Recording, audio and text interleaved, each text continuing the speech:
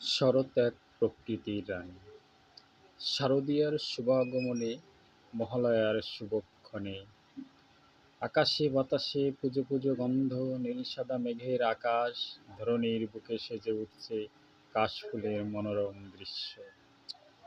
যতদূর চোখ যায় কাশফুল মাথা দুলিয়ে দুলিয়ে শুভ্র বসনে আহ্বান জানায়, তোমরা এসো আমার কাশবনে। আমার পাশের জলাশয়ে মাঠক্ষেত ধান দেখো, শাপলা আর পদ্ম ফুলে সেজে উঠছে গ্রামের মেঠোপথ, বাড়ির আঙিনা শিউলি ফুলের মিষ্টি গন্ধে ভরে উঠছে। বাড়ির পাশের সরু রাস্তা, স্থলপদ্ম আর বিভিন্ন ফুলের বাহারি রঙের পাপড়িগুলো সাজিয়ে তুলছে গ্রামের পাশের জলাশয়গুলো। বিচিত্র পাখিদের কোলাহলে মুখরিত থাকে, কবির ভাষায় সব মিলিয়ে শরৎ যেন এক প্রকৃতির রানী।